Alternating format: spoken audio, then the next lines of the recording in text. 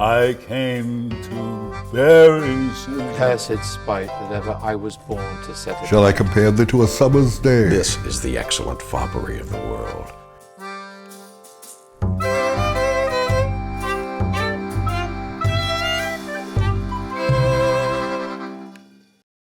I was very lucky when I was a teenager, incredibly lucky in retrospect. I managed to get into, somehow become aware of, which was a miracle in itself, and then audition for and get accepted by an organisation called the National Youth Theatre in England, which was in Britain, which took kids from, not necessarily based on their theatrical talent, but on something about them, which seemed to be kind of mysterious and hard to define, from all corners of the British Isles.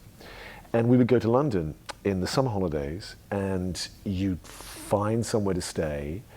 I started when I was 14, and you'd travel on the Underground for the first time if you weren't from London, like most people weren't, and dealt with the city on your own for the first time. So it was this extraordinary sort of moment of independence.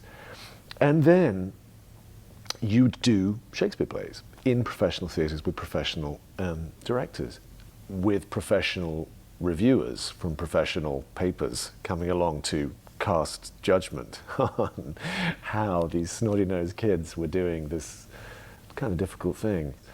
It was the brainchild of a man called Michael Croft, who was a teacher at Alleyne School, named after Edward Alleyne, a great Shakespearean actor, and has spawned,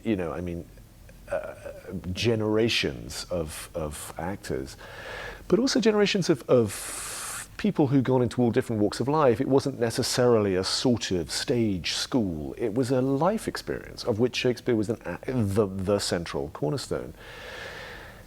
And it was an awakening of all sorts of things. I mean, of course, you're a teenage kid in London with all these other vivacious and exciting teenage kids, so there was a lot of awakenings of all sorts. But to have this education in a practical sense, reading the text and rehearsing it and then doing it in such a sort of public way on this stage, felt like a big deal. And when I was 17, I was cast as Falstaff in Henry IV, Part 1. And I suppose that was a real tipping point. Particularly, I remember one school's matinee, because I was 17 and as tall as I am now, just 6'3", and skinny, to make me into the fat knight of Shakespeare's imagination, they gave me a sort of slightly pathetic little bulging pot that I could wear under my heavy costume. But they really went to town on wigs, beards, and moustaches. So I had an ash white wig, an enormous cloudy Santa Claus beard, and huge moustache, and it looked like a sort of sheep had died on my head. And because I was wearing this pot, it didn't really look like anything was different, except I had this absurd sheep up here, but I looked like a sort of 17-year-old boy with a tiny pot belly down here. It kept giving me increasingly huge padding. So eventually, by the sort of time we opened, I could barely fit through doors. This enormous, great sort of fat suit, before they were fat suits. So it really was like just a collection of pillows, essentially stuffed up my heavy, as I said, heavy, thick costume. So I was also so bad in this part that I worked so incredibly hard to try to convey anything. I mean, I completely overdid in energy what I lacked in any other talent to play this part. And so inevitably, I perspired heavily. And I remember that at one school's matinee, the deal with the National Youth Theatre is that they get a bunch of school kids in to come and see this stuff as set texts for their exams. I just remember coming on stage, I put on this terrible sort of old man's voice under this dead sheep, huge huge padded costume. And I remember talking about honor. What is honor? And just feeling a sort of breeze, a real breeze beginning to blow around my chin, where I wasn't, normally I was pretty heavily insulated from the outside with this beard. There's a breeze, and I sort of put a hand down and felt this thing, just this huge thing flopping, swinging. And then I tried to carry on, trying to fix this beard, and then I was obviously perspiring so heavily, and by this time sort of terrified, so probably perspiring more, that the whole thing fell off.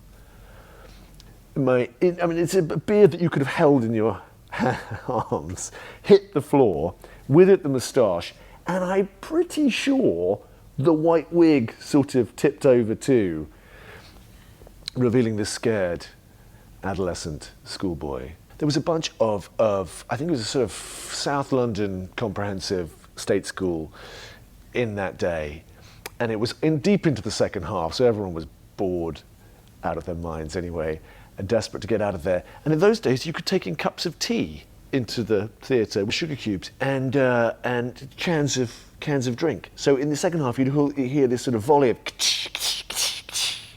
as people open their cans. And it was so Elizabethan, in retrospect. There was a moment of stunned silence because there'd been this sort of level of inattentive noise as they suddenly realised all my false hair had fallen off. What was an enormous event of false hair was now all over the stage. There was a suspended moment of proper silence, of real attention, before pandemonium broke out. And then some of the tougher-minded theatre critics amongst the school kids who were watching started to throw things. They started to throw sugar lumps, which, by the way, when they hit you from about sort of 20 or 30 feet, can really sting. And then they would throw ring pulls too. It was exactly like you could imagine a scene in the late 1600s, where a particularly badly received Shakespearean actor would have things thrown at him. And I remember coming off there and thinking, that didn't go well. That didn't go well. But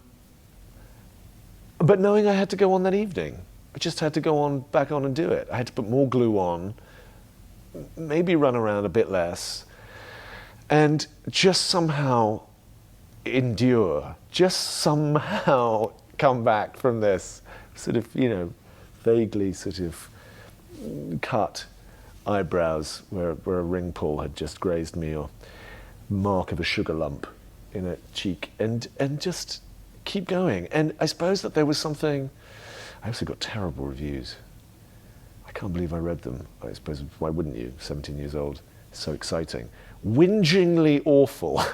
It stayed with me. Whingingly awful, Time Out called me.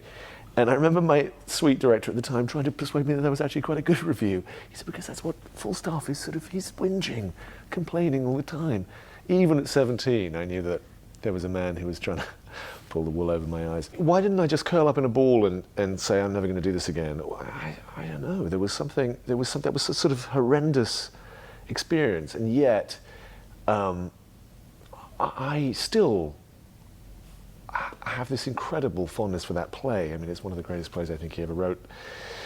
And maybe it was also something to do with the fact that I'm the youngest of three boys in my family. I was always the baby of the family, and I've always sort of slightly considered myself the baby of the world. That, I have this sort of expectation that, the world is there to look after me in some way. And Falstaff kind of, despite being this surrogate father figure for Hal, is also his baby in a sense too. He's both this figure of seniority and yet completely in Hal's power, as it turns out. So I suppose there was something about trying to pretend to be this aged baby, this great, wonderful, life-enhancing, extraordinarily fun, self-pitying, cowardly, exploitative baby that somehow meant something to my to my life, even at the age of 17. And I've loved that play ever since.